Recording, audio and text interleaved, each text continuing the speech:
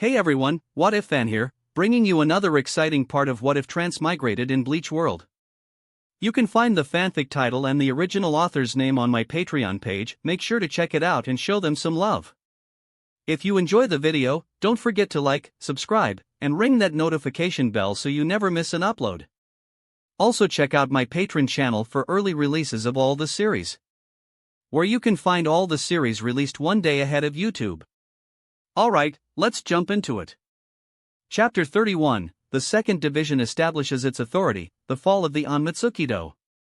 The entire Onmitsukido was divided into 5 units, each with distinct responsibilities. The first division, known simply as the Kaigun, Punishment Force, was the elite combat force. Its members specialized in infiltration, assassination, and intelligence gathering. They occasionally appeared on the front lines of battles against Hollows. Traditionally, the commander of the Onmitsukido was also the commander of the Kaigun, similar to how Yamamoto Shigekuni led the 1st Division while also serving as captain commander of the Gotei 13. However, the power dynamics within the Onmitsukido were anything but simple.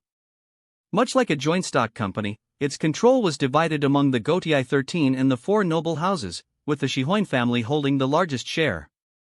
But with Suifeng now leading the 2nd Division and the Onmitsukido, the Gotei 13 had essentially absorbed the Shihoin family's authority over the secret mobile team, significantly increasing their control. Thus, Uehara Shirowa's role as an inspector remained crucial. The 2nd Division of the Onmitsukido was the Kairatai, Patrol Corps, responsible for monitoring and arresting Shinigami, including those within the Gotei 13. The 3rd Division served as the Kanritai, detention unit, guarding prisoners within the Maggot's nest. Ironically, this was the division previously commanded by Urahara Kisuke, former captain of the 12th Division. During his tenure, he had even released Kuratsuchi Mayuri from the Maggot's nest, elevating him to deputy director of the Shinigami Research and Development Institute. The 4th Division was a private armed force utilized by the noble families, composed of mercenaries, assassins, and former Onmitsukido operatives who had retired but remained under noble influence. The 5th Division, the Ritaitai, secret remote unit, was responsible for delivering Level 1 prohibition orders and official reports from 2 or more captains, acting with far greater speed and efficiency than the Hell Butterflies. Yet, regardless of these other divisions, the Kaigun remained the backbone of the secret mobile team. Their combat prowess and authority far exceeded that of the other squads. After hearing Suifeng's detailed report, Uehara Shiroha nodded and said flatly, then summoned the Onmitsukido elite. They've had it easy for far too long, it's time they started paying for it. The Onmitsukido functioned much like the military intelligence division of the modern era. They held classified information, possessed higher jurisdiction than most divisions, and had even dared to surveil him, a seated officer of the 1st Division. Had it not been for orders from Central 46 and Yamamoto Genryusai Shigekuni, there was no way Suifeng would have submitted to him so begrudgingly. Though she followed orders to the letter, she had conveniently omitted key details from her report. But Uehara Shiroha wasn't concerned.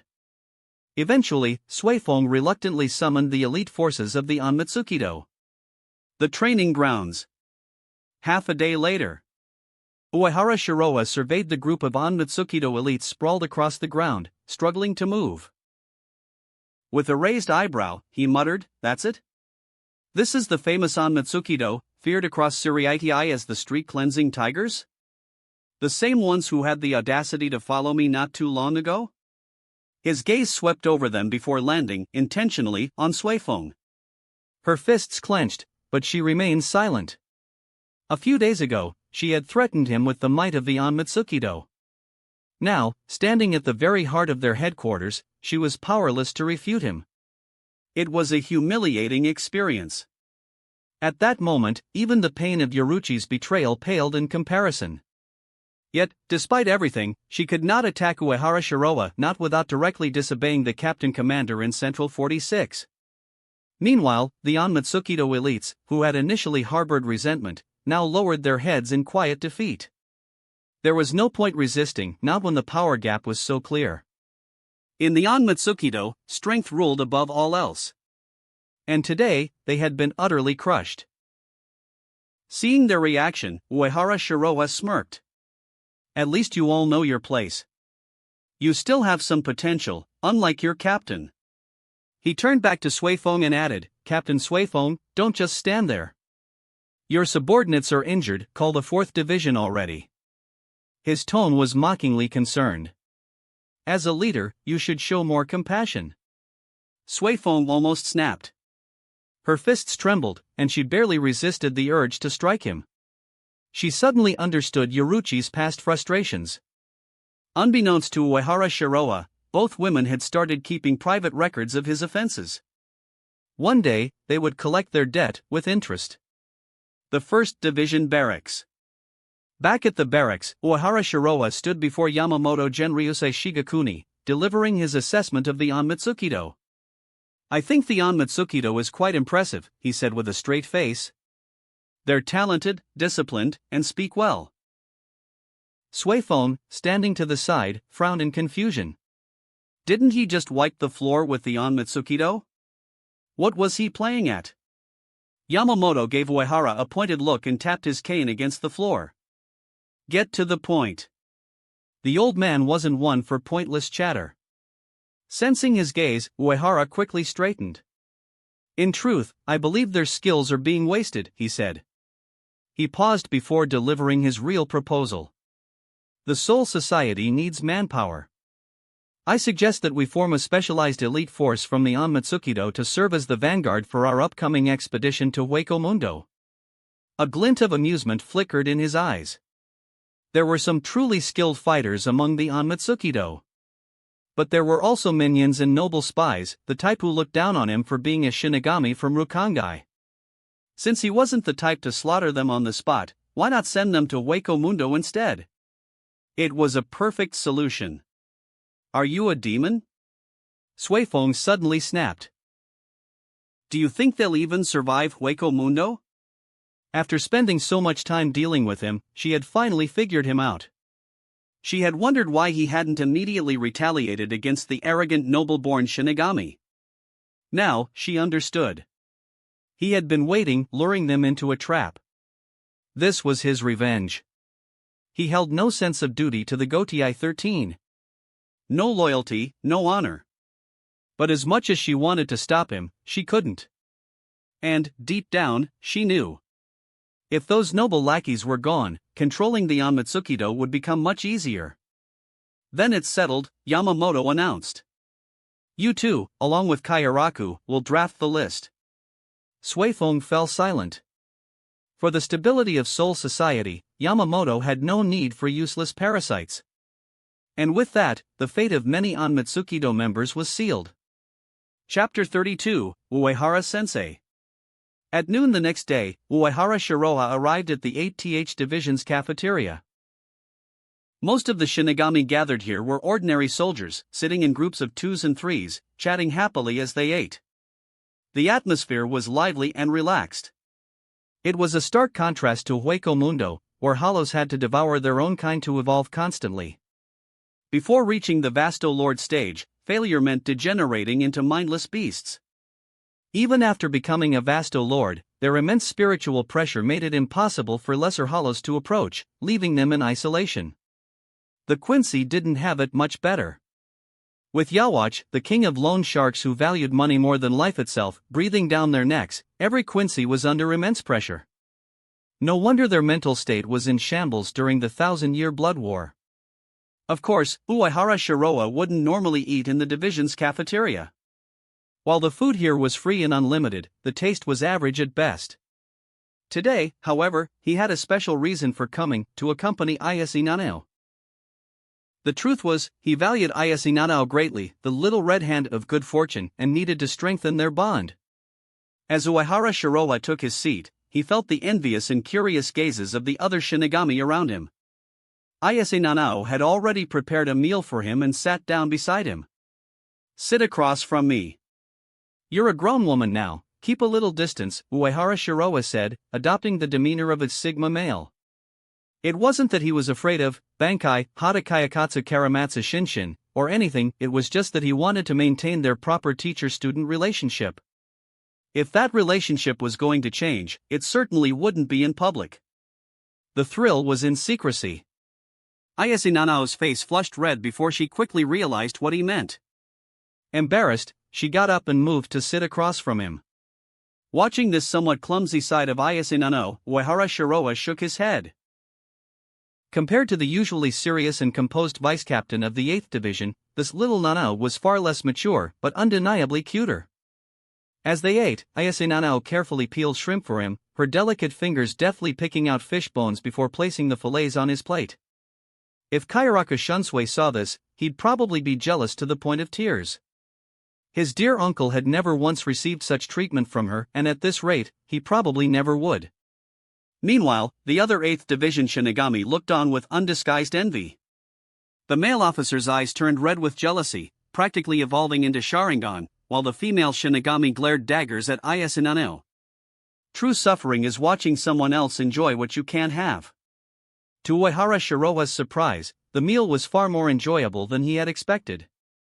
Earlier that morning, he had discussed matters regarding the Onmitsukido with Kayaraka Shunsui. Kayaraku, ever decisive, had waved his hand and put all the useless deadweight and arrogant freeloaders on the expedition list. Having those people serve as cannon fodder would significantly reduce the Gotei 13's overall losses. Even Yamamoto Genryusai and Kayaraka Shunsui agreed that Uehara Shiroa's proposal was excellent. Even Sui Feng, who was known for her stubborn pride, hadn't objected to it. With the list quickly approved, those individuals were now officially part of the Hueco Mundo Expeditionary Force. Uehara Shiroa could only hope they would uphold their so-called dignity and die gloriously. Ayase Nanao seemed to have caught wind of something. She hesitated before asking, "Mr. Uehara, the war is about to begin, isn't it?" Uehara Shiroa raised an eyebrow. "Why? Are you thinking about joining? Aren't you afraid?" He knew that Kayaraka Shunsui didn't want Ayase Nanao to take unnecessary risks. In Bleach, Kayaraku had protected her too well. Largely because he still had PTSD from Lisa's disappearance. As a result, Ayase Nanao had almost no real combat experience. She never overcame her fear of swords, and in the end, she couldn't even wield a blade properly. "I'm scared," Ayase Nanao admitted, but then her gaze turned firm. "But I still want to participate because I am a Shinigami of the 8th Division." But Captain Kayaraku. She wanted to prove herself, yet she also didn't want to worry her uncle. "If your Kido proficiency reaches the vice-captain level, I might consider pleading on your behalf," Uehara Shiroa replied. He felt that Ayase Nanao was worth training. A loyal, capable, and dedicated disciple wasn't easy to find. Moreover, only by strengthening herself could she truly wield the 8-mirror sword to its full potential. Most importantly, Uehara Shiroa was confident in his ability to protect her. In that case, why not push her forward a little? After all, pleading was one thing, whether it would succeed was another.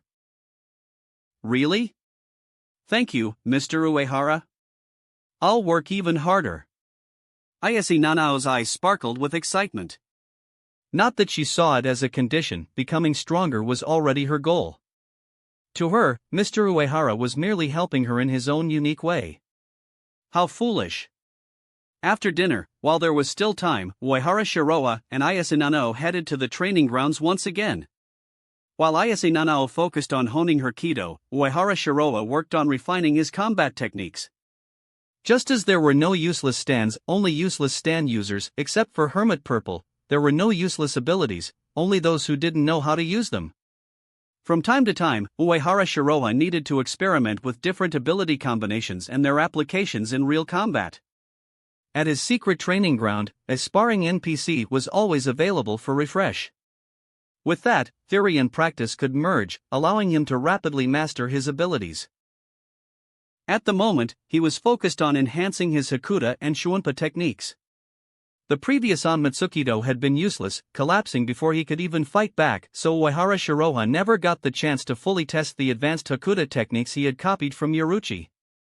In addition, spending the past few days teaching Kido to Ayase Nanao had, in turn, strengthened his own proficiency in the art. Now, he had a deeper understanding of the 3 fundamental Shinigami combat skills, Hakuda, Shuunpa, and Kido.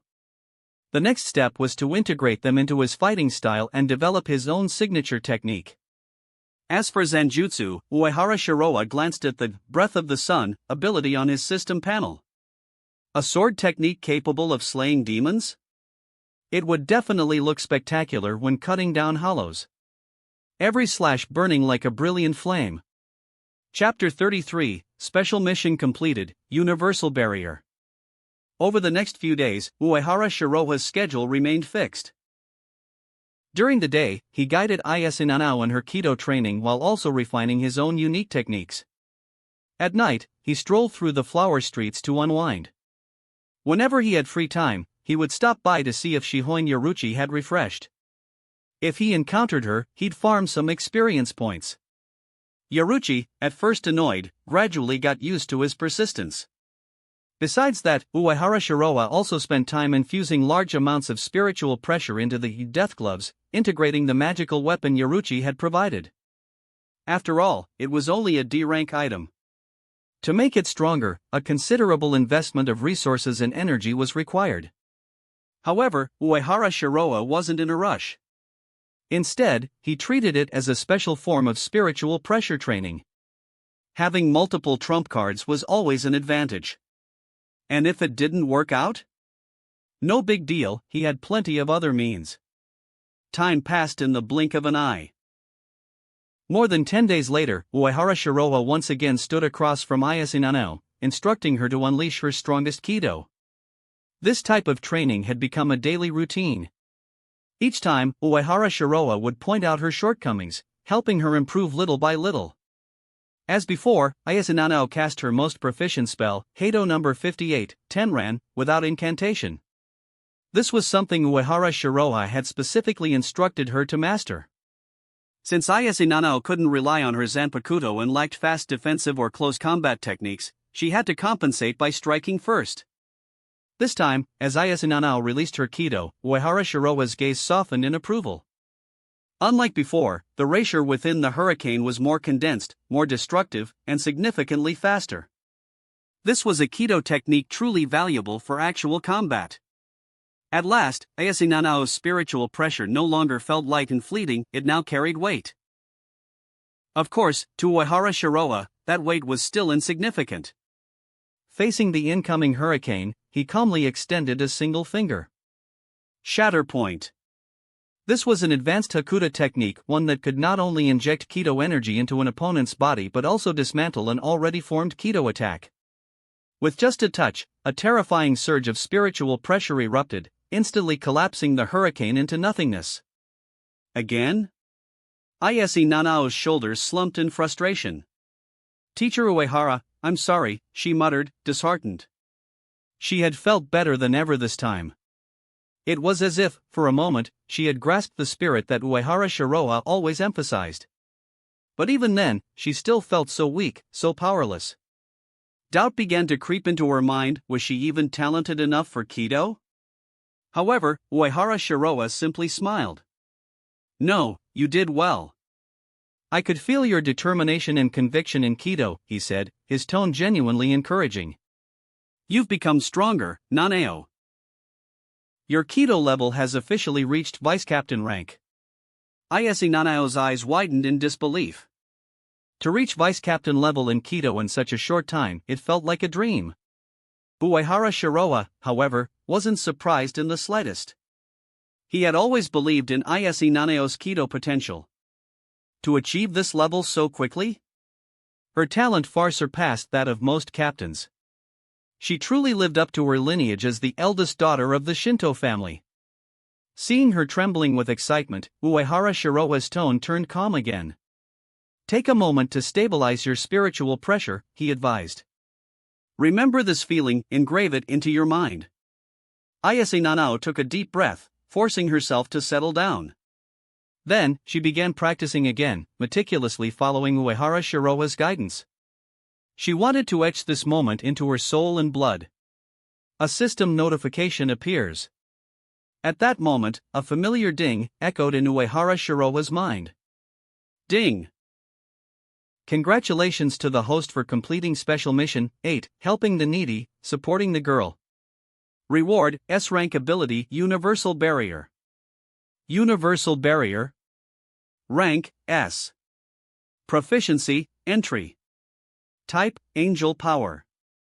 Effect, a fusion of multiple defensive barriers, providing absolute and multi-layered protection against all forms of attack, including spatial, spiritual, temporal, causal, and conceptual damage. Introduction. The ultimate defense of the cute King Slime, one of the abilities of the King of Oaths, Uriel. Obtained after completing Special Mission 8, Helping the Needy, Supporting the Girl. Defending against everything is equivalent to defending against nothing. As soon as he saw the ability, Uehara Shiroa felt a deep sense of relief. With this, there was really nothing to fear anymore. While the ability had been mocked in the Cute King Slime series for being an absolute defense that sometimes failed, that was only because the enemies in that world were too ridiculously overpowered. Besides, this power had the potential to evolve even further, eventually transforming into absolute severance. However, what Uehara Shiroa valued most about Universal Barrier was its all-encompassing protection. Defending against Bleach's broken abilities. Bleach was full of scheming old foxes and overpowered abilities with ridiculous mechanics. Even though Uehara Shiroa had the horse talisman, which could expel abnormal conditions, it wasn't completely reliable. Some abilities were simply too disgusting. For example, Tsukishima's Book of the End could rewrite memories and even alter past events in the timeline. Yawacha's The Almighty could foresee the future and erase people from existence by changing future events. The damage it caused was so absolute that even Inoue Oraheim, the god-tier healer, couldn't reverse it. Ichibai's Shirafude Kimanji erases a name but not the flesh. Could remove a person's power entirely simply by changing their name. His clairvoyance ability allowed him to peer into the spiritual world of others. All of these were abilities that couldn't be countered through brute force alone. Just thinking about them gave Uehara Shiroa a headache. But now, with Universal Barrier, things were different. Even if it couldn't fully block the Almighty, it would at least offer some defense against it. More importantly, it would protect him from mind-reading techniques, spiritual tracking, time-based attacks. At his current power level, Uehara Shiroa wasn't worried. But once his strength became exposed, the Universal Barrier would become his greatest safeguard, his ultimate insurance. And this was just the entry-level version. Once he mastered it, and combined it with his Shunkyo, he would become truly untouchable. Uehara Shiroa grinned in satisfaction. This Universal Barrier was top tier among S-rank abilities.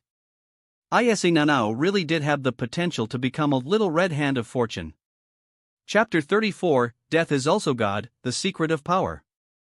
In the First Division's barracks, Uehara Shiroa sat cross-legged, meticulously testing the capabilities of his newly acquired ability, Universal Barrier. It had to be said that this was a formidable defensive technique, only a step away from reaching SR-level proficiency. No matter the attack, be it Kido, Hakuda, Zanjutsu, or even space-based abilities, none could penetrate the absolute defense of Universal Barrier. At least, not at the current level of a Captain's Strike. However, the ability had one glaring flaw: the duration of its activation was far too short in its entry-level state. Uehara Shiroa sighed, feeling that his shadow clone technique was gradually becoming insufficient. The more abilities he acquired, the more he realized just how much work was required to refine and master them. The answer? More BUG-level training plugins like shadow clones. After all, the higher the proficiency of an ability, the greater its power. When a technique reached mastery, not only did its strength increase significantly, but its activation would become instinctive and indispensable advantage in battle.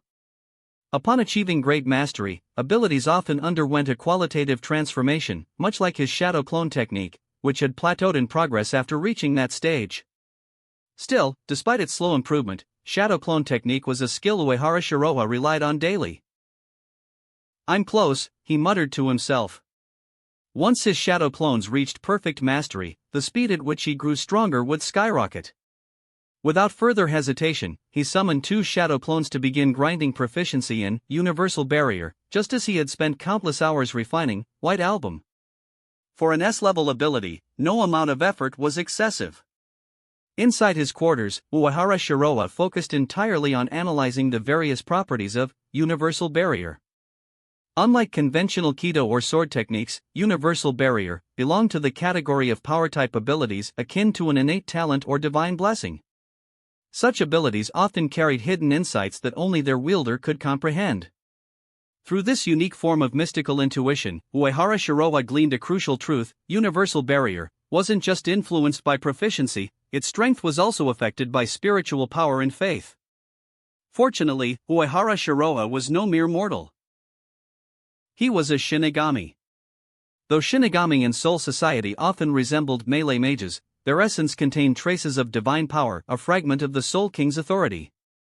The perfect Soul King was undoubtedly the pinnacle of Shinigami battle power, akin to a god of creation. This divine energy ran through all Shinigami, yet most failed to reach its true potential. The reason? The Zero Division monopolized too much of this power. For example, Hayasu Bichibai, a member of the Royal Guard, wielded the power of names, an ability that dictated the very nature of existence. Simply put, the potential of a Shinigami was immense, but very few could tap into it. The only known method to surpass conventional limits was through the Okan, a key to the Soul King's palace, created from an immense concentration of spiritual pressure. Uehara Shiroa's gaze sharpened. This trip to Hueco Mundo. I have to make the most of it. Purifying hollows wasn't just a duty of the Shinigami. It was an opportunity. By purging hollow souls and performing Kanso, he could strengthen his connection to the divine power of the Shinigami, thereby increasing the strength of Universal Barrier. The potential for growth was vast. He had countless ideas for developing this ability, but he understood the truth of long-term cultivation. Rushing would only hinder progress.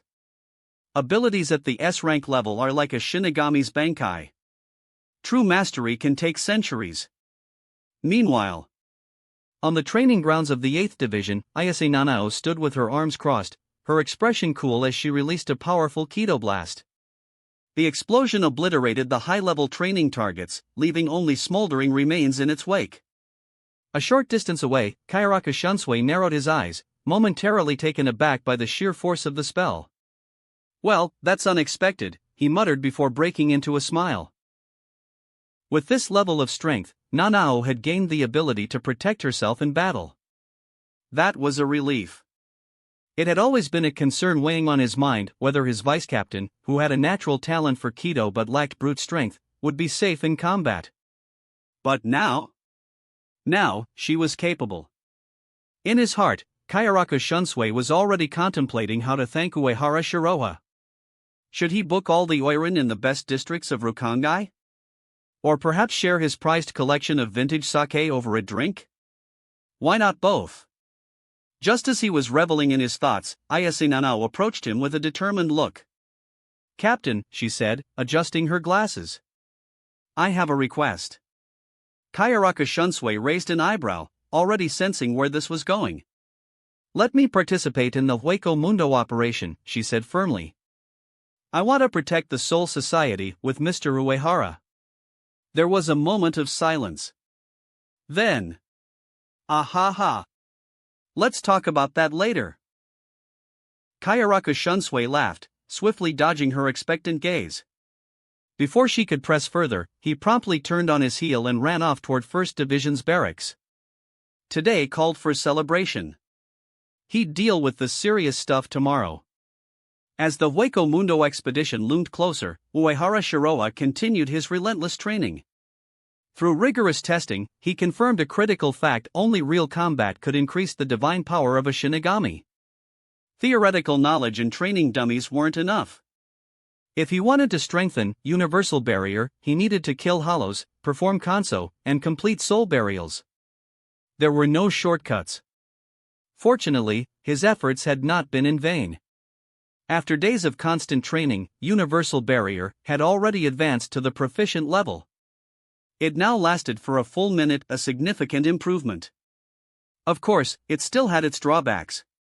The ability's spiritual pressure consumption was massive. Even with his current captain-level reserves, maintaining universal barrier in prolonged combat would drain him too quickly. If I want to use this freely, I need at least high-tier captain-class spiritual power. At present, his power was still insufficient. But he wasn't worried. His daily missions ensured a steady increase in strength. There was no need to rush. Finally, after weeks of preparation, the pre-war logistics for the Hueco Mundo expedition were completed. Despite only a few hundred elite Shinigami being selected, the scale of the operation was enormous. Shinigami weren't immune to exhaustion, they still needed food, water, and supplies. If logistics failed, even the strongest Shinigamis could starve in an unfamiliar realm.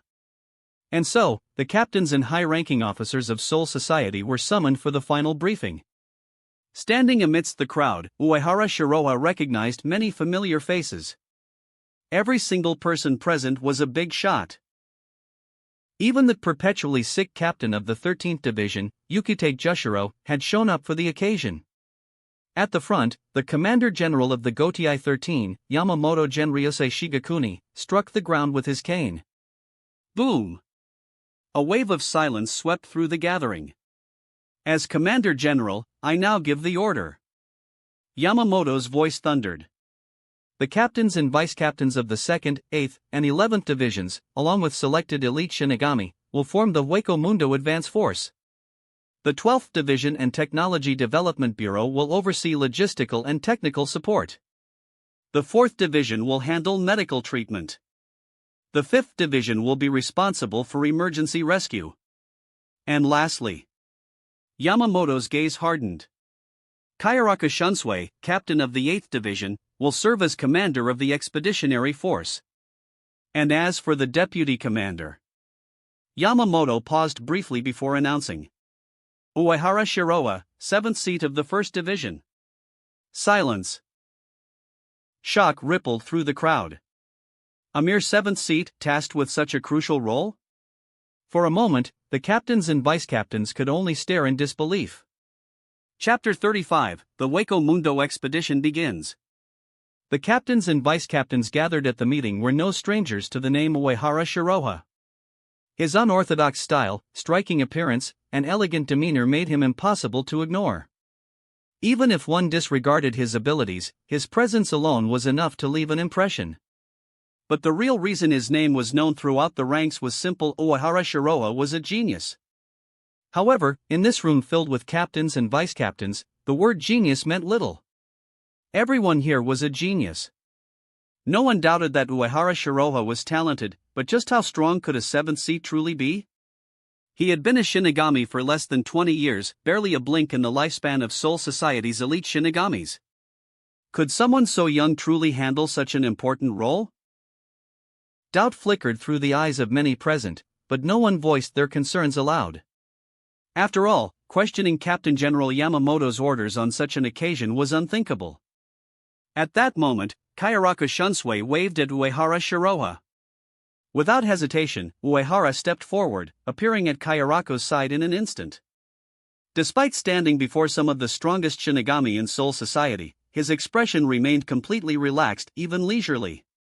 It was as if their silent skepticism didn't concern him in the slightest. As Uehara Shiroha stood before the gathered Shinigami, several captains reacted differently to his presence.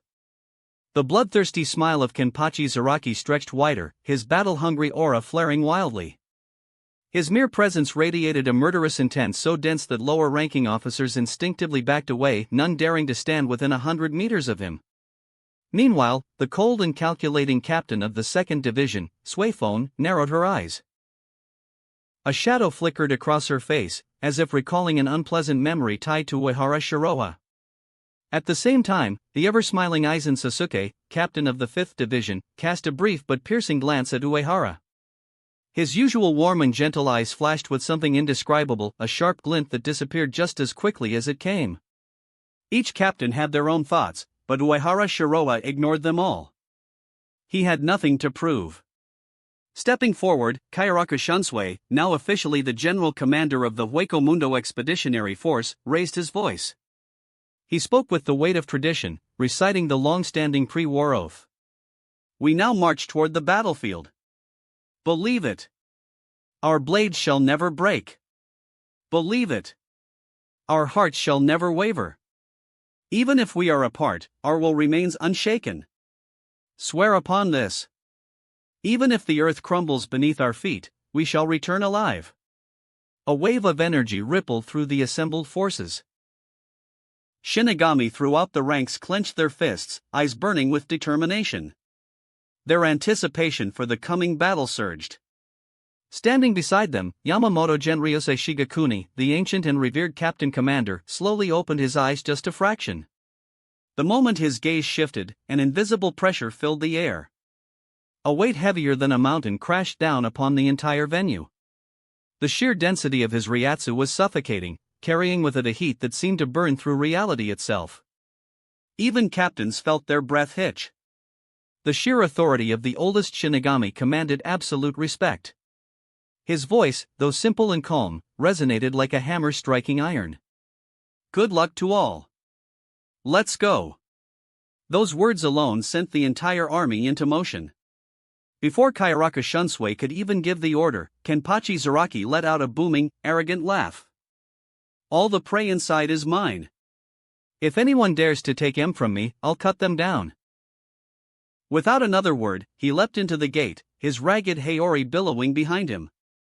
Following his lead, the Shinigamis of the 11th Division, rowdy, battle-crazed, and grinning with bloodlust, charged forward after their captain, disappearing into the swirling vortex. Kayaraku sighed, rubbing the back of his head. There's really no stopping that guy.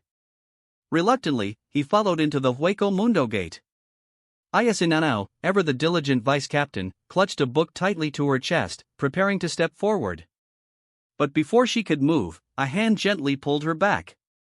Uehara Shiroa. Unlike the others who rushed forward, Uehara stood completely at ease, seemingly in no hurry. Instead, he turned to the frail yet ever dignified Yukitake Jushiro and struck up a casual conversation. I didn't expect you to attend this ceremony, Captain Yukitake. How's your health?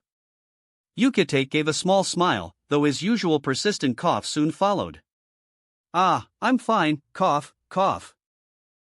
I wouldn't miss a day like this, cough. He barely managed to finish the sentence before the fits continued. Shinigami around them shot confused glances, unsure whether they should be impressed or concerned. Meanwhile, Ayase Nanao was left speechless. Was it really okay to be so laid back when an expedition to Hueco Mundo was already underway? Seemingly ignoring the tension, Uehara Shiroa casually glanced at Captain Commander Yamamoto, who had returned to his meditative state. Not much of a talker, huh? Uehara muttered, receiving zero response. Finally, as the last of the forces disappeared into the gate, Uehara stretched lazily. All right, rearguard duty successfully completed. Time to go. Ayase Nanao stared at him, then at the other captains who had already left. Was that even necessary? She mumbled. Ignoring her skepticism, Uehara strolled toward the Hueco Mundo gate. As they stepped forward, a towering black vortex swallowed them whole. The world shifted. Inside, the passage was endlessly dark, stretching forward like an infinite tunnel. This was the Danai, the interdimensional corridor connecting realms. Hueco Mundo, Soul Society, and the human world all drifted within the vast, chaotic expanse known as the Black Cavity. The Danai served as the stable bridge between them, an artificial construct that prevented the dimensions from colliding. In contrast, the Hollow's method of travel, the Garganta, was crude, unstable, and inherently chaotic. As they walked, several red hell butterflies fluttered ahead, guiding the way. Ayase Nanao followed quietly, but a strange sensation crept into her heart. Here, in this void-like passage, the very concept of time felt distorted. A strange unease stirred within her. But then, she looked ahead. There, walking confidently and without hesitation, was Uehara Shiroa. Seeing his unshaken composure, a surprising sense of calm washed over her. Her thoughts settled. Focusing once more, she quickened her pace. Suddenly, the darkness shattered. Stepping forward, Uehara Shiroa emerged into an endless desert. The air was cold, the land barren. Above them, an eternal crescent moon hung in the sky, casting a ghostly silver glow over the lifeless dunes. In the distance, the assembled Shinigami forces stood solemnly, their presence alone filling the desolate land with an air of tension. Behind him, Nanao took in the eerie scenery. "So, this is Hueco Mundo," she murmured. "It's so empty." She had read countless descriptions of this realm in textbooks. But seeing it with her own eyes was something else entirely. A small smirk tugged at Uehara Shiroha's lips. Gazing at the moonlit wasteland, his voice carried a chilling excitement. Such a vast canvas. He mused. "Tonight, I'll paint with blood and fire." Chapter 36, Special Mission, Searching for the Forest of Minos. The Shinigami nearby exchanged doubtful glances when they heard Uehara Shiroha's bold declaration. Though his reputation preceded him, many still found it hard to believe. Unlike Kenpachi Zaraki and the Shinigamis of the 11th Division, whose battle-hardened aura oozed unrestrained bloodlust, Uehara Shiroha's presence was refined. Too refined. He lacked the sheer domineering pressure that Shinigamis like Kenpachi exuded effortlessly. Was he just boasting? The Shinigami of the 11th Division were the first to voice their skepticism.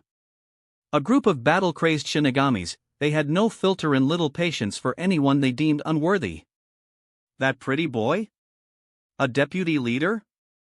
Ha! One of them scoffed. Captain Zaraki should be the one in charge. Damn right, another added. Zaraki Kenpachi is the strongest. He should be the chief commander. The only one worthy of leading us is Captain Zaraki. Their voices rang loud and clear, filled with unabashed disdain for Uehara Shiroha. However, just as their jeers continued, a cold voice cut through the chatter like a sharpened blade. "Don't blame me for not warning you," said Madarame Mikaku, his tone laced with displeasure. "If you know what's good for you, keep your mouths shut about Uehara Shiroha." The rowdy Shinigamis turned toward him in confusion. Ikaku narrowed his eyes, his expression grim. "From now on, stay as far away from him as possible. If you keep spouting that nonsense, I won't be the one pulling your bodies out of a river of blood." His words carried the weight of experience, a lesson learned the hard way. He still remembered his own defeat. If Uehara Shiroha was weak, then what did that make him? A helpless infant? Beside him, Ayasegawa Yumachika folded his arms and added, "Speaking ill of others behind their backs is not beautiful. And the 11th Division doesn't need ugly-hearted members." His words, spoken with elegant finality, left the group speechless. Meanwhile, Kenpachi Zaraki had already charged ahead, rushing into the desert with reckless enthusiasm. His bloodthirsty laugh echoed in the distance, growing fainter as he ventured further into the unknown. Behind them, rows of temporary military camps stood tall, surrounded by formidable barriers, a symbol of the Gotei 13's foothold in this foreign land. Temporary headquarters of the expeditionary force. Inside the main tent, Uehara Shiroha and Nanao entered. Honestly, Kayaraka Shunsui sighed, rubbing his chin. "You should have stayed in Soul Society, Nanao-chan." His tone was half joking, half serious. Nanao pursed her lips. She had expected this argument. But before she could respond, Uehara Shiroha smirked, raising an eyebrow. "Oh? That's interesting," he said. "Because I distinctly remember you being the one laughing the loudest when the old man threw me into the fire." Kayarako chuckled sheepishly but didn't deny it. The sudden appointment of Uehara Shiroha as deputy commander had even caught him off guard. It was an unorthodox move. While the current Gotei 13 was far more structured than its bloodstained past, it was still, at its core, a military force. Power determines status. If Uehara Shiroha failed to prove himself, this title of deputy commander would become a death sentence rather than an honor. He would sink under the weight of expectation, dragged down by the daggers of those who saw him unfit. "Even I was surprised by your appointment," Kayaraku admitted. "Old man Yama must really think highly of you. Who knows? Maybe I'll have to start following your orders someday, brother Shiroha." Uehara Shiroha's gaze flickered with amusement. "If that happens," he said, "you'll suffer." Kayaraku let out a soft chuckle, but there was an undeniable truth in Uehara's words. Shifting the conversation, Uehara glanced at the spiritual barriers surrounding the camp. The spirit particle density here is much higher than in Soul Society, he observed. Our strength gets a boost, and the barrier's defense is also stronger. But then his expression turned more serious. That said, this is still Hueco Mundo. He glanced at Kayaraku. What's the game plan, General Commander? Originally, Uehara Shiroa had no intention of being this proactive. But if leading meant faster power growth, strengthening his universal barrier, and expanding his divine influence, then he might as well play along. Kayaraku, for once, answered seriously. The Stealth Force's Vanguard team has already been deployed. Our next move is to follow the strategic plan. It was the safest and most calculated approach. In enemy territory, reckless tactics only led to disaster. This was something both men agreed on. Uehara Shiroa had zero interest in foolish strategies about overcoming the strong with the weak. Pure, overwhelming force, that was the true path to victory. With that discussion concluded, Uehara stretched. Excuse me. Goodbye. And just like that, his brief moment of enthusiasm for strategy vanished. Before Kayaraku could react, Uehara was already walking away. Isunano, who had been diligently recording their conversation, scrambled to pack up her notes. Captain! I'm leaving too.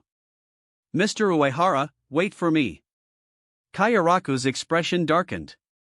Left alone with nothing but paperwork, he sighed heavily. There's only endless work, no fine wine, and no beautiful women. He stared at the towering stack of documents on his desk. When will this nightmare end? Out in the Hueco Mundo wasteland, Isunano hurried after Uehara Shiroa. Wait for me. But before she could reach him. ZZZT. A bolt of white lightning flashed past her, striking the stone pillar beside her with a deafening crack. The pillar shattered instantly, crumbling into a pile of debris. Wah! Nanao gasped, startled. Mr. Uehara? Did she do something wrong? Had she angered him? She quickly lowered her head. I'm sorry if I... But before she could finish, an ominous, heavy pressure filled the air. From the pile of shattered stone, a white mask emerged, revealing a hidden hollow that had been camouflaged within the pillar. A chaotic, twisted spiritual pressure spread outward, its presence suffocating. Within seconds, the creature dissolved into spiritual particles, completely eradicated by Uehara's Kido. Nanao stood frozen. If Uehara hadn't noticed it, she would have walked right past that hollow, completely unaware. From now on, Uehara said coolly, be wary of things that don't move. If something feels off, don't hesitate, destroy it. His tone was calm, but his words carried weight. This wasn't just advice. It was a lesson. Yes, Mr. Uehara. Nanao responded, her eyes filled with renewed determination. As the two traveled deeper into the vast desert, they encountered more traces of Hueco Mundo's eerie ecology. It wasn't as lifeless as it seemed. Some tiny creatures, barely noticeable, scurried between rock crevices and shifting sands. Even the smallest of life forms bore hollow masks, proof of their cursed existence. Nanao's eyes widened when she spotted a peculiar structure in the distance. There are trees here? Uehara's gaze sharpened. That's not a tree, he muttered. That's a branch. Just then, a message appeared before his eyes. Special Mission Number 9, Searching for the Forest of Minos. Objective, explore the depths of Hueco Mundo's mysterious Minos forest and witness the legendary giant clown. Reward, a random ability or item. Uehara's lips curled into a smirk. Looks like we have a destination. Chapter 37, The Hollows attack, and the 11th Division is caught in a tough battle. Uehara Shiroa had anticipated that he might trigger a special mission upon arriving in Hueco Mundo. After all, this realm was a crucial part of the world of Bleach, a place filled with powerful hollows and secrets waiting to be uncovered. However, what he hadn't expected was that the mission would be triggered through Isunano. Glancing at her with a subtle expression, Uehara Shiroa raised an eyebrow. Could this literary girl really be a walking luck magnet? Though the thought was amusing, he quickly dismissed it. Regardless of how it happened, a special mission was always a welcome opportunity. Noticing his gaze, Ayase Nanao tilted her head in confusion. "Why did you say this is a branch?" she asked, looking at the strange stone-like tree in front of them. Uehara Shiroa, still in a good mood, patiently explained. Hueco Mundo is actually divided into two layers, the surface and the underground, he began. The surface is the vast desert we're standing in, populated mainly by small hollows. But beneath this sand lies an immense underground forest, a place known as the Forest of Minos. Ayase Nanao's expression shifted as she processed this information. In this Forest of Minos, there are countless Jillians as well as massive stone trees that stretch endlessly. Their branches and roots grow upwards, breaking through the surface of the desert to form these structures. She swallowed, a sense of unease creeping over her. Forest of Minos? Teacher Uehara, is this the same great hollow I'm thinking of? She had only seen illustrations of Jillian class Minos in her textbooks at the Shinno Academy of Spiritual Arts. Those books stated that only captains or the Royal Special Forces could handle such monsters. If that was true, then weren't they in extreme danger? Uehara Shiroa shook his head, a small smirk forming on his lips. Those books are ancient relics, he scoffed. Outdated, just like Captain Yamamoto. Ayase Nanao's eyes widened in shock at the casual insult toward the captain commander. But before she could speak, Uehara continued. It's better to have no books than to blindly believe in them. You'll understand when you experience it for yourself. She frowned, sensing the underlying message. The Academy's textbooks were designed to instill fear, likely to prevent students from underestimating hollows and charging into battle recklessly. However, the claim that only captains could fight Jillians was an exaggeration. The truth is, Uehara continued, a vice-captain class Shinigami can take down a Jillian. If you count vice-captains as captains, then the Academy's statement isn't completely wrong. Ayase Nanao hesitated, but before she could respond, a third voice joined the conversation. Well, you're about to experience it firsthand. The voice was calm yet sharp. Both Uehara and Nanao turned to see Kayaraka Shunsui, standing beside them silently. His usual laid-back demeanor was gone, replaced by seriousness. The intelligence team just sent an emergency message, Kayaraka said in a low tone. They were attacked by hollows and are requesting support. His eyes darkened slightly. Looks like we aren't welcome here. Uehara Shiroa let out a small chuckle, completely unfazed. In that case, he said, stretching lazily, I guess I'll go greet them properly. Without waiting for further orders, he turned and began walking toward the source of the disturbance, toward the abnormal Ryatsu fluctuations in the distance. Nanao, let's go. Ayase Nanao followed without hesitation. But as they drew closer, the oppressive spiritual pressure in the air grew heavier. It was chaotic, overwhelming, suffocating. The dense malicious aura surrounding them felt like a predator's hunger and insatiable craving for flesh and souls. Ayase Nanao's breathing grew uneven. Her steps faltered. Her mind filled with terrifying images, the horrors she had read about in books. Hollows devouring Shinigami alive. Shinigami being absorbed into a collective mass of monsters, never to be seen again. Her body felt heavy, her limbs sluggish. She was paralyzed. Uehara Shiroa's voice snapped her out of it. If you're scared, you can go back, he said, his voice completely unemotional. There was no mockery. No reassurance. No kindness. It was a simple statement of fact. The only way to overcome fear was to face it. For a moment, Ayase Nanao hesitated. Then, she clenched her fists and took a deep breath. I will always follow your footsteps, Mr. Uehara. I will not fall behind, not even a step. Uehara Shiroa nodded slightly. Good, he said. But it's not enough to ignore fear. He glanced at her with sharp eyes. I want you to face it head-on. Before Ayase Nanao could process his words, they arrived at the edge of a battlefield. The sight before them was chaos. In the valley beyond the rolling sand dunes, a fierce battle was raging. A squad of 11th Division Shinigami fought desperately against 3 towering monsters. Each of the creatures stood over 100 meters tall, their cloaked bodies draped in shadows. Their clown-like white masks, grotesque and unnatural, marked them as Jillian-class Minos. Hundreds of smaller hollows swarmed around them, further dividing the battlefield into scattered skirmishes. Madarame Ikaku and Ayasegawa Yumichika were at the front lines. Ikaku, his Zanpakuto released, fought relentlessly. Though Hozukimaru lacked raw power, Ikaku's combat expertise compensated for its shortcomings. Against smaller hollows, he cut them down like weeds. But against the towering Jillians? Even he struggled. His expression tightened. "Damn it!" he muttered. "Captain Zaraki already took out their leader, so what the hell are we wasting time here for?" He turned toward his comrades, shouting, "Stop holding back! We don't have time for this crap, fight harder. If any of you slack off, I'll kill you myself." Ayasegawa Yumichika, while fighting beside him, commented dryly, "I understand your frustration, but why are these things so ugly?" He scowled at the massive masks. "These clowns are ruining my sense of aesthetic balance." Despite his light-hearted words, his gaze remained sharp. He had already noticed something off. Their Hierro, iron skin, is stronger than usual. And their regeneration speed, it's too fast.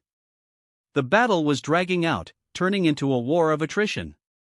In the distance, the noble intelligence team, the ones who had sent the distress signal, were already dead. They had been wiped out entirely. But their sacrifice wasn't in vain. At the very least, they had bought time for the expeditionary force. Chapter 38, The Forest of Minos, The Terrifying Red Void Flash. On a sand dune overlooking the battlefield, Uehara Shiroa gazed indifferently at the 11th Division Shinigami struggling against the 3 great hollows. Their blades clashed against the towering creatures, barely holding their ground. Without shifting his stance, he turned slightly toward Ayase Nanao. "Go support them," he commanded.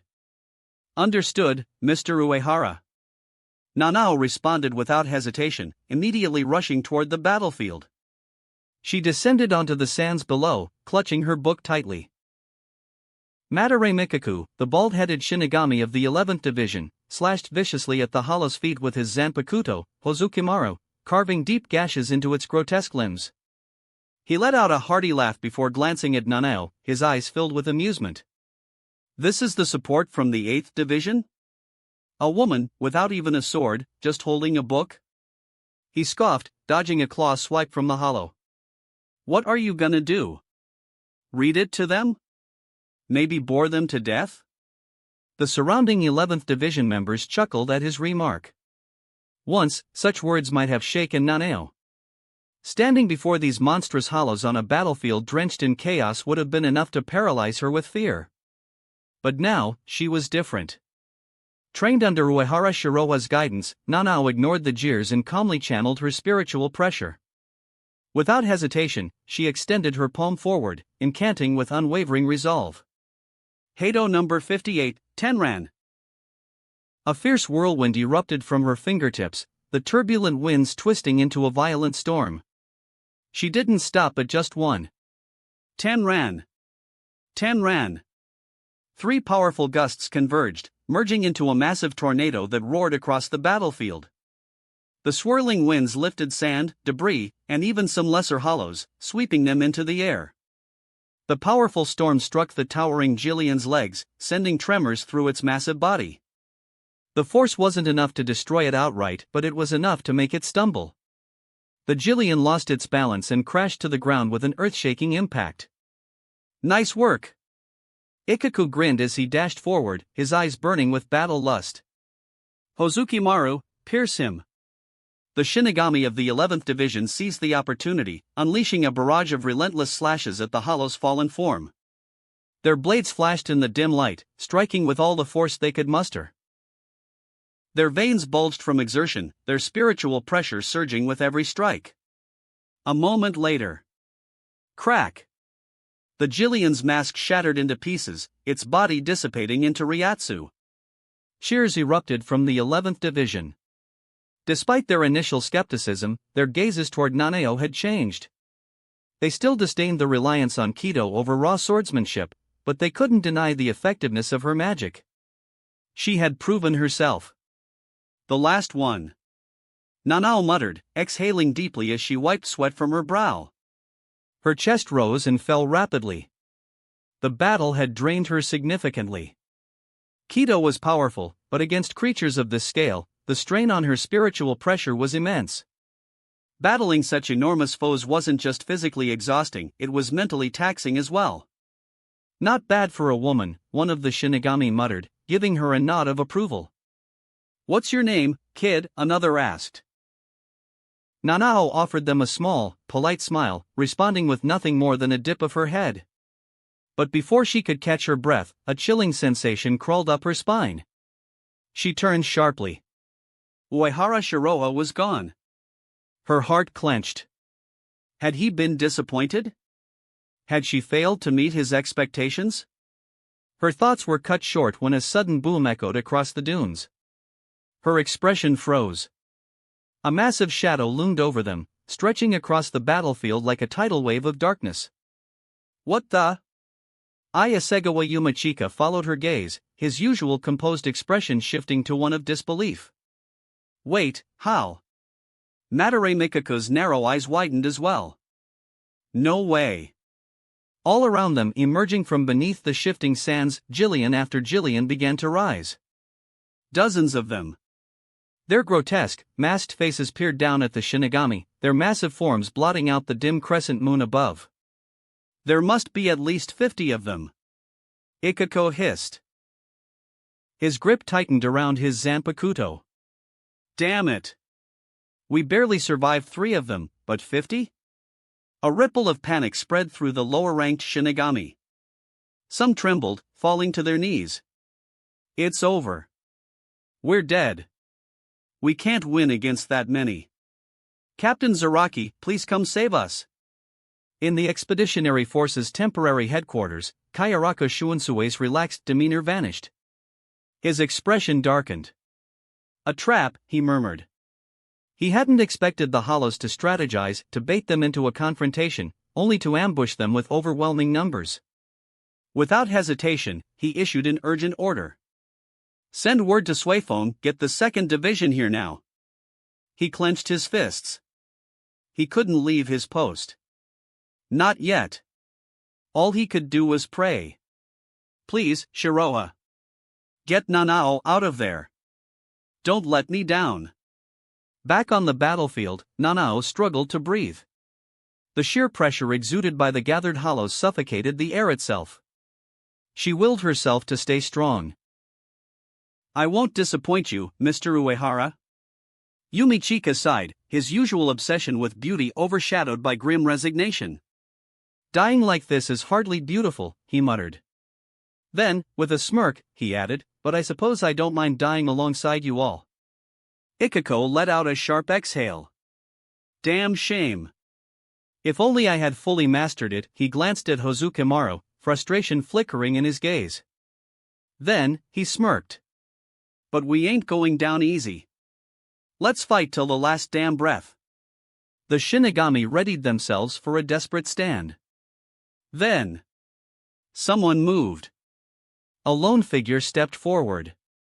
He wore a Shinigami's uniform, but his presence eclipsed the battlefield itself. He stood at the front, between the Shinigami and the overwhelming horde of Hollows. A single man. A single sword.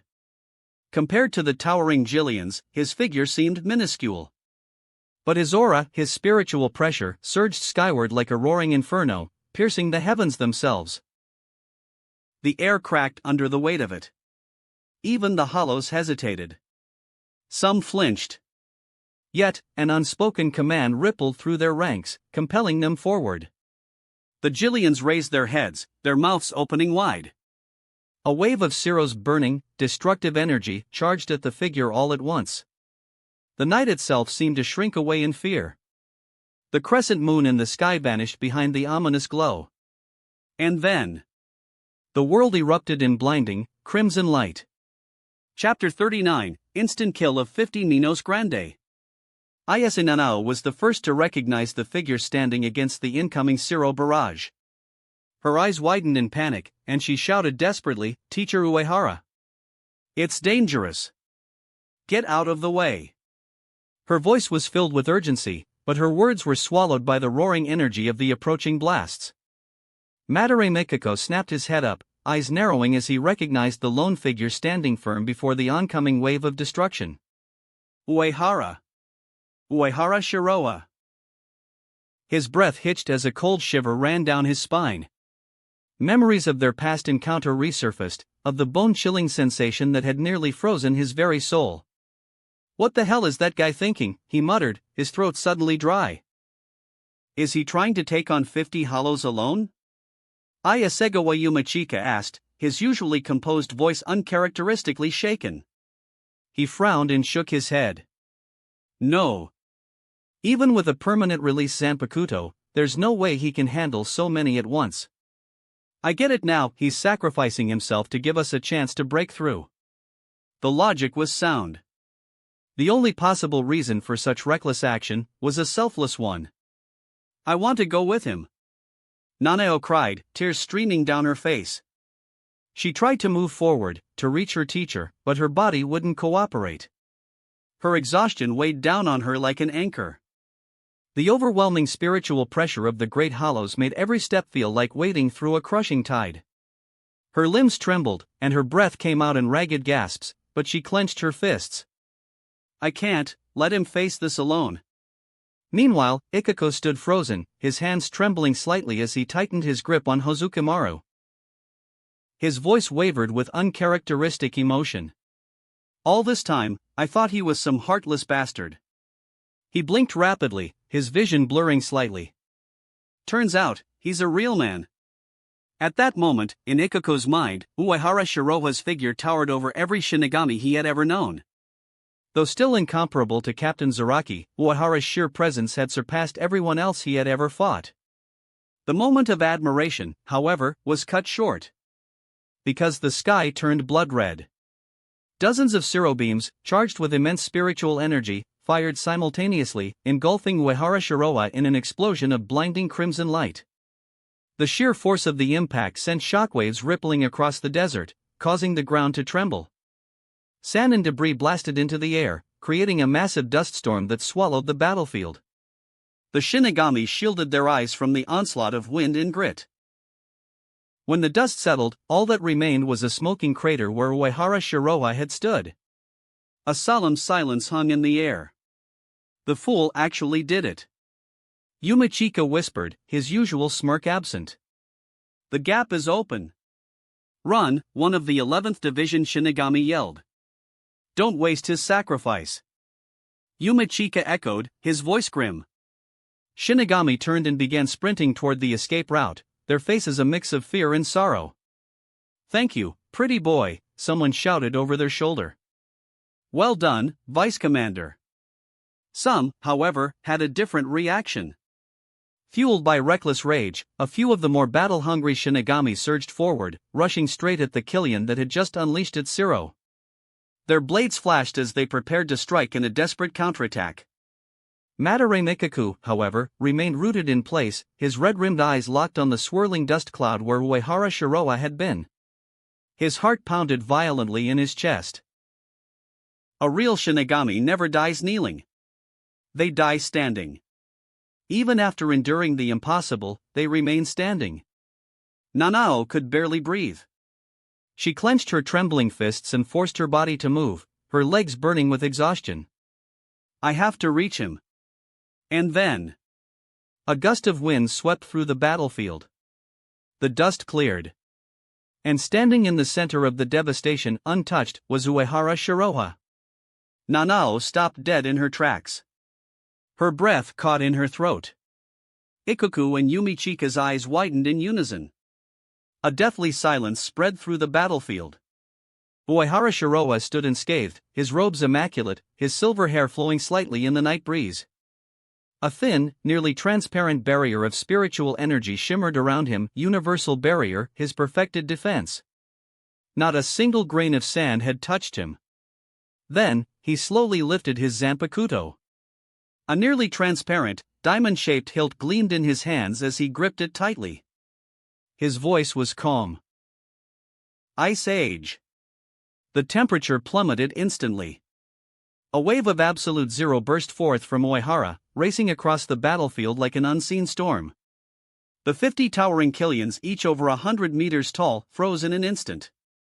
Crystallized mid-motion, they stood like massive ice sculptures, their bodies trapped in eternal stillness.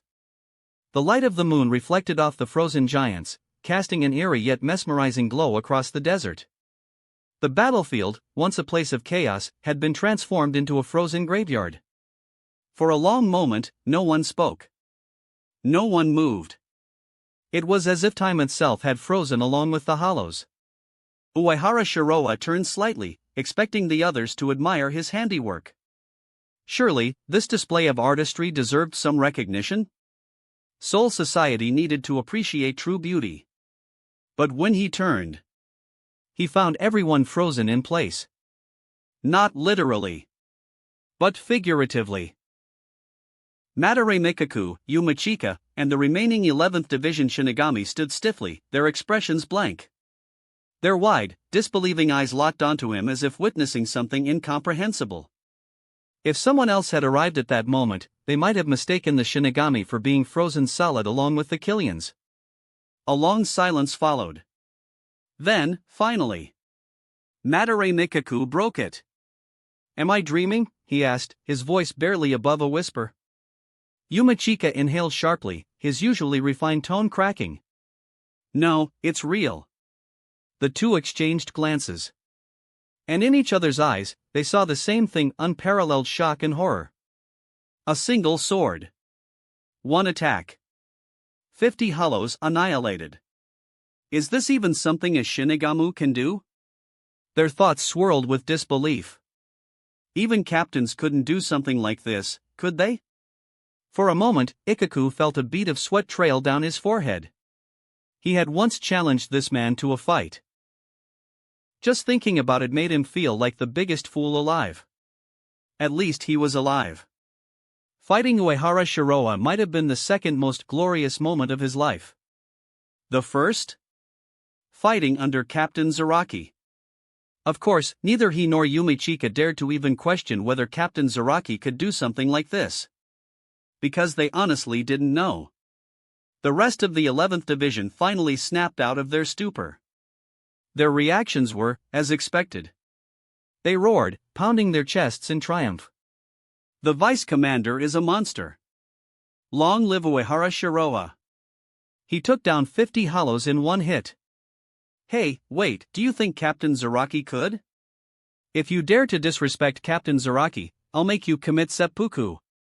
Meanwhile, Suifeng, who had been rushing toward the battlefield, abruptly stopped in her tracks.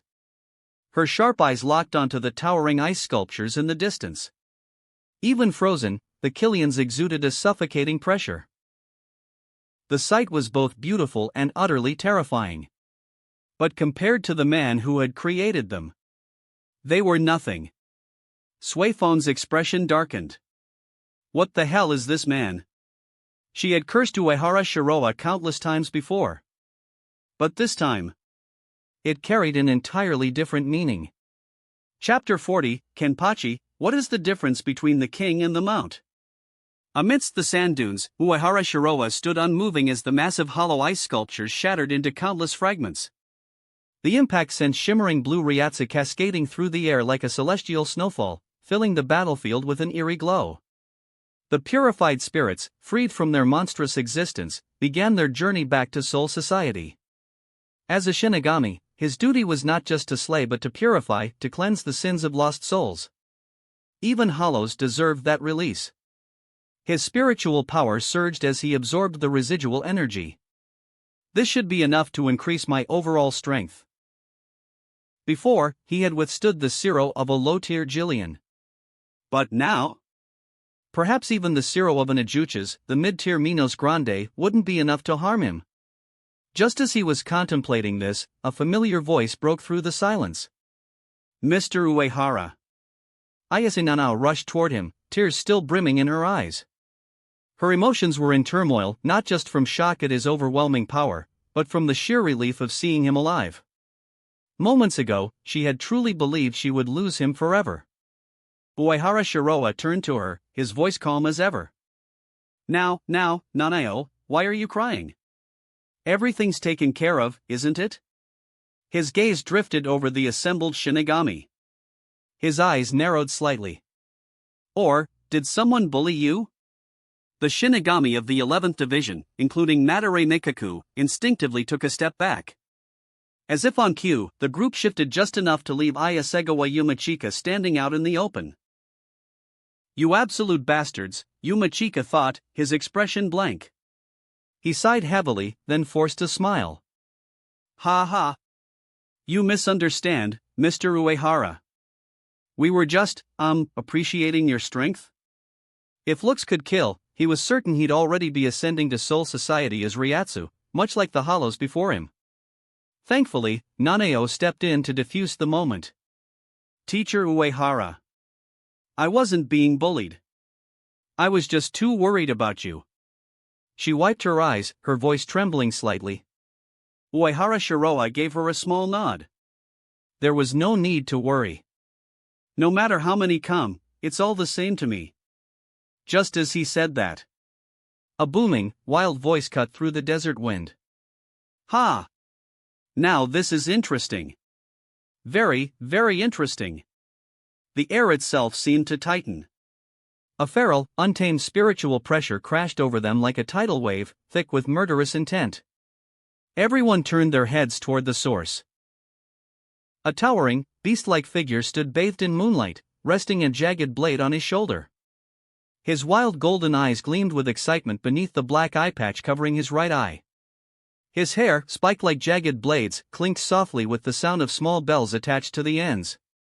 As he took a step forward, the pressure intensified. A sensation like cold steel pressing against their throats sent shivers through the gathered Shinigami. Only one man in all of Soul Society exuded such an aura. A man of battle. A man who lived for the thrill of the fight. Boss Zaraki. Captain Zaraki. The Shinigami of the 11th Division erupted in recognition, their voices filled with both reverence and unease. Kenpachi Zaraki, captain of the 11th Division, had arrived. The tension was suffocating. One by one, the 11th Division members hurriedly recounted Uehara Shiroa's unbelievable feat, how he had single-handedly frozen 50 Jillians with a single strike. For the first time since arriving, Kenpachi's wild grin faltered just slightly. His golden eye narrowed. Then, his expression twisted into pure exhilaration. He vanished. And in an instant, reappeared directly in front of Uehara Shiroa. His breath was heavy with excitement, his towering frame looming over the silver-haired Shinigami. You, Zaraki growled, his grin widening. So it was you who took down 50 hollows with one sword strike? A mad glint flickered in his eyes. His fingers tightened around the hilt of his massive blade. Damn! First you get dessert, and now you get a feast? His voice boomed across the battlefield, a mixture of admiration and sheer bloodlust. Man, you're so damn lucky. The air itself trembled. In the next second, an explosion of spiritual pressure erupted from Zaraki's body, painting the entire landscape blood red. The sky darkened. The moon above seemed to bleed, bathed in the overwhelming aura of his fighting spirit. His laughter echoed through the night. Come on. Fight me. Ayase Nanao gasped. A chilling sensation pierced her chest, as if a cold blade had stabbed straight through her heart. Her breath hitched. Her vision blurred. Her knees buckled. The sheer weight of Zaraki's bloodlust was too much. Already weakened from exhaustion, her body gave out. She began to fall. But before she could hit the ground, a strong arm caught her. A gentle warmth enveloped her as Uehara Shiroa held her steady. With a quiet sigh, he lightly patted her head. A soft white light pulsed from his palm. In an instant, Her mind cleared. Her breath steadied. The overwhelming fatigue that had consumed her moments ago vanished. Nanao looked up at him, her eyes filled with gratitude. Then, without hesitation, she quickly moved behind him, using him as a shield. Because against Kenpachi Zaraki, there was no way in hell she was stepping forward. Before we begin, allow me to ask you a question. Facing the bloodthirsty and battle-hungry Kenpachi Zaraki, Uehara Shiroa remained calm, his expression betraying neither fear nor excitement. Kenpachi, do you know the difference between a king and a mount? Zaraki's wild grin remained unchanged as his lone, uncovered eye narrowed with amusement. I don't know. Does it matter? He asked indifferently. Are you stalling for time? Or have you run out of energy already? If that's the case, I don't mind waiting. Take a breather. Uehara Shiroa chuckled. Of course, Zaraki wouldn't care. He wasn't the type to think about abstract things like that. He was a pure Shinigami, his only joy in life came from the thrill of combat, the rush of a blade meeting resistance, the sensation of narrowly escaping death. Unfortunately, Uehara had no interest in entertaining a lunatic like him. Fighting someone like Kenpachi Zaraki, who thrived on battle and constantly grew stronger the longer a fight dragged on, was simply pointless. His absurd durability, monstrous Ryatsu, and his unyielding will to fight made him an annoying opponent. Even if Uehara went all out and managed to kill him in one blow, there would be no true gain from such a victory. And if he won? He would have to bear the consequences, because, by the traditions of the 11th Division, the one who defeats Kenpachi must take his place as captain. Looking at the wild bunch of rough men behind Zaraki, with their fierce faces, scarred bodies, and bizarre hairstyles, Uehara felt his stomach churn. Like hell, I'm taking that position. I see. You really don't understand, Uehara finally said, shaking his head. You're not even qualified to make me draw my sword. Kenpachi's grin widened, his fingers twitching around the hilt of his jagged blade. You sure talk big. There was no mockery in his tone, only pure disappointment. He truly didn't understand why someone strong would reject the opportunity to fight. What a shame, he sighed. You're strong, yet you don't enjoy battle. What a waste. Then, as if granting a rare favor, he smirked and added, whenever you change your mind, come find me. I'll be waiting. And to make it fair, I'll even let you take the first swing. At that moment, a high-pitched, playful voice suddenly chimed in from behind Kenpachi. Kenchan is really generous. A small figure appeared, clinging to Kenpachi's shoulder, a pink-haired girl with large, mischievous eyes and rosy cheeks. Vice Captain. Madarame Mikaku and the other squad members were visibly startled. You were here the whole time? The pink-haired girl giggled and gave a playful wave. Ayasunano, who had been observing the exchange in silence, looked at the child in astonishment. A little girl? The vice captain of the 11th Division? She adjusted her glasses, trying to process the absurdity. I was taking a nap on Kenshin's back just now, the little girl explained casually before turning to Uehara and Nanao with a wide grin. Hello, pretty boy. Hello, flat glasses. Uehara blinked. Flat glasses? You. Ayase Nanao's expression twitched, clearly disliking the nickname. The little girl ignored their reactions and cheerfully continued, My name is Kusajishi Yachiru. Don't be fooled by my appearance, I'm the vice captain of the 11th Division. Kusajishi Yachiru. Uehara studied her for a moment before giving a small nod. Yachiru, huh? That's a great name. But he had no intention of lingering here any longer. He turned to the gathered Shinigami and spoke decisively. Well, that's enough excitement for today. Everyone's worked hard.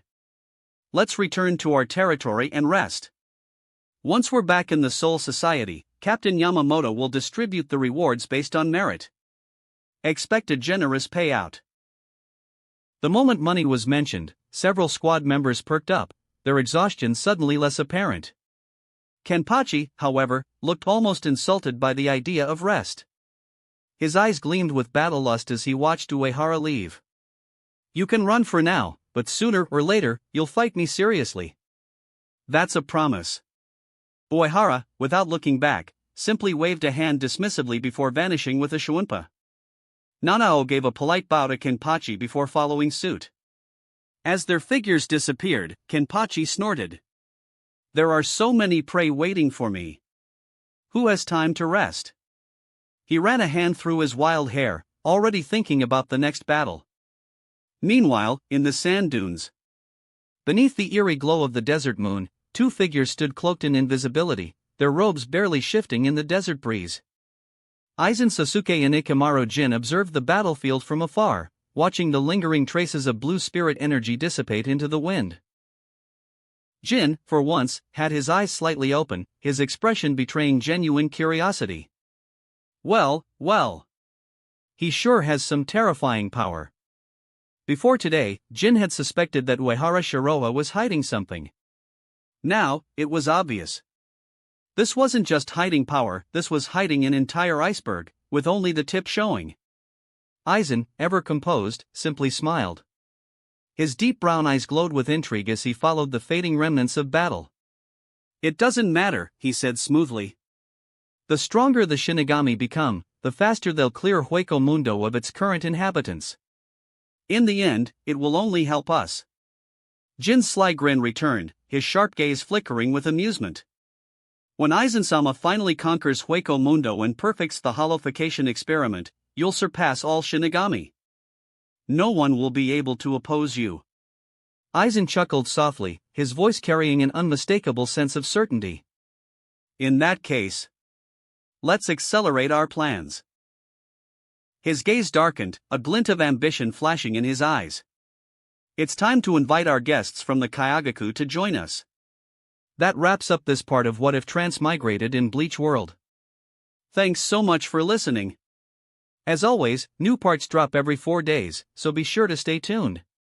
Also check out my Patreon channel for early releases of all the series, where you can find all the series released one day ahead of YouTube. If you enjoyed the video, don't forget to like, subscribe, share it with your friends, and please consider supporting the original author as well. See you in the next one.